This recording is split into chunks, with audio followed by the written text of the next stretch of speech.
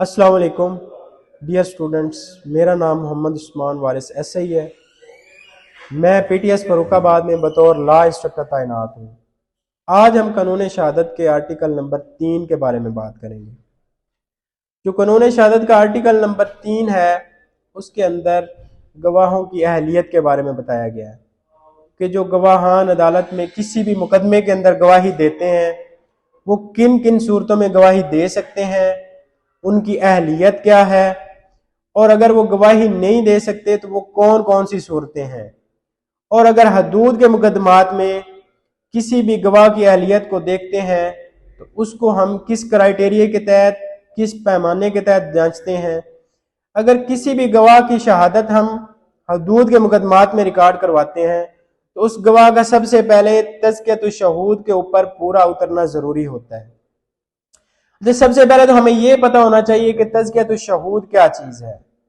तज़कियतुश Shahood basically किसी भी गवाह को हदूद के मुकदमात में परखने का एक इस्लामी असूल है। जो एक इस्लामी असूल ये बताया गया है कि किसी भी गवाह को जब हमने चेक करना है कि क्या वह हदूद के मुकदमात में गवाही देने के मेयार पे पूरा उतरता है या नहीं है। अब तज़कियतुश शहूद के तहत हम कैसे चेक करते हैं कि जो हमारा गवाह है वो इस्लामी असूलों के ऊपर पूरा उतर रहा है, क्या वो तज़कियतुश शहूद के मेयार के ऊपर पूरा उतरता है। तो हम क्या क्या चेक करते हैं। तो अगर हमने किसी भी गवाही देने वाले को चेक करना है कि वो शहादत दे सकता है या नहीं दे सकता, किन मुकदमात में, जो कि हदूद के मुकदमात हैं, तो हम क्या करते हैं, हम सबसे पहले चेक करते हैं कि आया कि ये बंदा रास्त गो है। फिर उसके बाद हम चेक करते हैं कि आया कि ये बंदा पाकबाज है। फिर उसके बाद हम चेक करते हैं कि आया कि ये जो बंदा है ये किसी गुनाह कबीरा का मुर्तकिब नहीं हुआ। फिर उसके बाद हम ये चेक करते हैं कि ये जो बंदा है ये बंदा हमेशा सच बोलता है, ये बंदा दयानतदार है, क्या ये बंदा सोमो सलात का पाबंद है, क्या ये बंदा 5 वक्त का नमाजी है। अगर तो वो इन तमाम पॉइंट्स के ऊपर पूरा उतरता है तो वो हदूद के मुकदमात में गवाही दे सकता है कि वो तज़कियतुश शहूद के असूल के ऊपर पूरा उतर रहा है। अच्छा, फिर हदूद के मुकदमात के हम अंदर देखते हैं कि एक बंदा जो है अगर वो कज़फ के बारे में शहादत दे रहा है, अगर वो बंदा 9C जो हमारे पास 1979 हदूद ऑर्डिनेंस है उसके अंदर गवाही दे रहा है, तो उसके लिए गवाही जो है वो कितने बंदों की होना जरूरी है। जब भी हम हदूद के मुकदमात के अंदर देखते हैं तो जो मंशियात का मुकदमा है या जो हमारे पास कज़फ का मुकदमा है या उसके अलावा प्रॉपर्टी का मुकदमा है, तो हम देखते हैं कि उसके अंदर 2 मर्दों की गवाही जो है वो होना जरूरी है। अगर 2 मर्द गवाही दे देंगे तो वो बंदा लायबल टू हदूद ऑर्डिनेंस पनिशमेंट होगा। अभी हम देखते हैं अगर एक बंदा वो फौजदारी मुकदमात में, तो फौजदारी मुकदमात में कितने गवाहान का होना जरूरी है। अब हम ये देखते हैं कि जो फौजदारी मुकदमात हैं उनके अंदर कानून शहादत ने कोई ख़ास तादाद को मुकर्रर ना किया है, यानी कि गवाहों की कोई ख़ास तादाद हमारे पास मुकर्रर नहीं है। अच्छा, इसके बाद हम दोबारा आर्टिकल 3 पे आते हैं तो हम देखते हैं कि जी कौन कौन सी सूरतें हैं जिन सूरतों के तहत जो गवाहान हैं वो अदालत में गवाही नहीं दे सकते। तो इसमें जो नंबर 1 पे सूरत है, हम ये चेक करते हैं कि ऐसा गवाह जो अदालत की तरफ से दिए गए सवालात को समझने की अहलियत ना रखता हो और उसके अलावा वो उन तमाम सवालात के अकली जवाबात ना दे सकता हो, तो वो बंदा जो है उसकी शहादत काबिल कबूल नहीं होगी।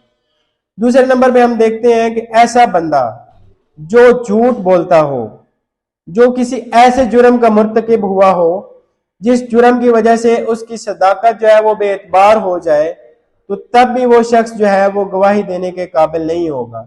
वो बंदा जो है वो गवाही नहीं दे सकता, उसकी गवाही जो है वो काबिल इदखाल शहादत नहीं होगी।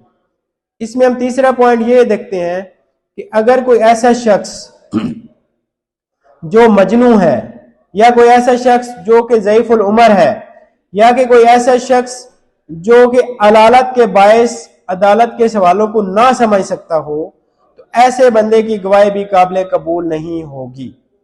अच्छा, उसके बाद हम ये देखते हैं कि अगर एक बंदा ऐसा है जो किसी ऐसे मुकदमे के अंदर उसने गवाही दी हो जिसमें उस बंदे ने दरोग गोई की हो, उस बंदे ने जो है वो झूठ से काम लिया हो और उसकी शहादत को अदालत ने नल एंड वाइड करार दे दिया हो, तो वो नेक्स्ट टाइम किसी भी मुकदमे के अंदर गवाही नहीं दे सकता कि उसकी शहादत नल एंड वाइड करार दे दी जाएगी। इसके अलावा हम ये देखते हैं कि वो बंदा इस सूरत में तो गवाही दे सकता है जब हम ये यकीन कर लेते हैं कि जो उसने पहले झूठ बोला था या जो पहले उसने झूठी शहादत दी, उसके बाद उसने उसके ऊपर तौबा कर ली हो, उसके ऊपर उसने माफी मांग ली हो और अदालत को यह यकीन दहानी करवाई हो कि जनाब मैंने अब जो है अपने पुराने कामों से, अपने पुराने गुनाहों से तौबा कर ली है, तो अब मैं जो है ना ये सच्ची गवाही दूंगा। तो अदालत जब इस बात पे यकीन कर लेती है तो उसके बाद वो बंदा भी जो है वो शहादत दे सकता है। इसके अलावा बाकी तमाम सूरतों के अंदर जो गवाहान है उनकी शहादत जो है वो काबिल दखाल नहीं होगी। अच्छा, इसके बाद हम ये देखते हैं कि जो इस्लामी असूल हैं वो क्या कहते हैं। इस्लामी असूल ये कहते हैं कि अगर एक बंदा आदी शराबी है और वो क्या करता है, शराबियों की महफिल में बैठता है और वो बदकारों की महफिल में बैठता है और इसके अलावा वो चोरी करता है और उसके अलावा वो सूदखोर है और उसके अलावा वो जुआ खेलता है, तो इन तमाम सूरतों में इस्लामी असूल ये कहते हैं, अहकाम इस्लाम ये कहते हैं, कुरान और सुन्नत यही कहता है कि इस बंदे की गवाही जो है वो काबिल कबूल नहीं है। बाकी तमाम सूरतों में इनकी गवाही काबिल कबूल होगी। अस्सलाम वालेकुम।